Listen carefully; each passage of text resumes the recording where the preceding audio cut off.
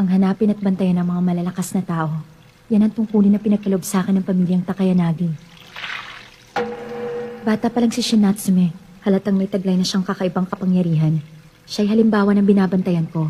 At habang binabantayan ko ang kapangyarihan niya, binabantayan din siya ng higit pa sa 10 tao. Mga taong interesado rin sa taglay ng Nikas. Miyembro man ako ng pamilyang Kuzunoha. Ang tungkulin ko ay magtrabaho para sa pamilyang Takayanagi. Naging bahagi ng tungkulin ko ang maging kasintahan ni Shinatsume. Pero wala akong nararamdamang pagmamahal sa kanya.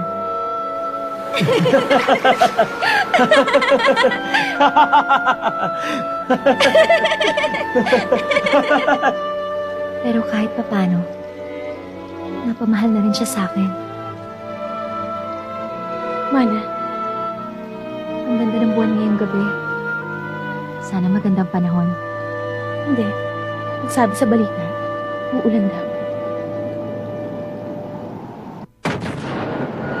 Kuya! Kuya! Si Papa! Si Papa! Wala na sila. Buhay pa sila.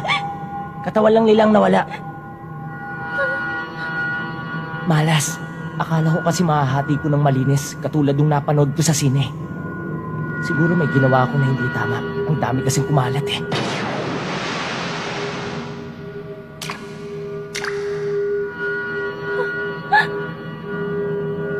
Maya, mula sa araw na ito, tayong dalawa na lang ang magkasama.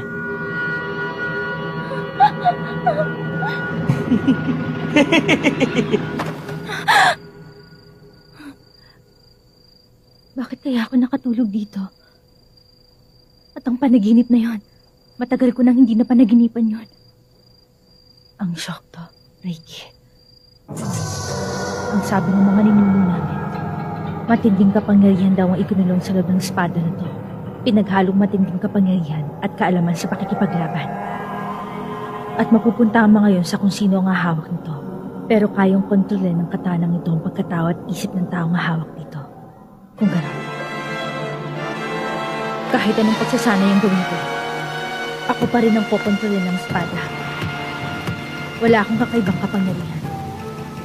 Wala akong hinanang kapangyarihan. Kung gano'n, kailangan lumakas pa ako. Parang espada na kayang hiwain ng kahit ano. Lalakas ako!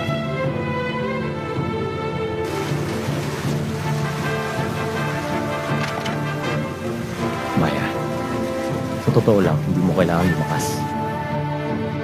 Ikaw lang ang natitirang pag-asa ng sinumpa kong katawan. Ako ay protekta sa'yo. Itatayo akong buhay ko para lang sa'yo.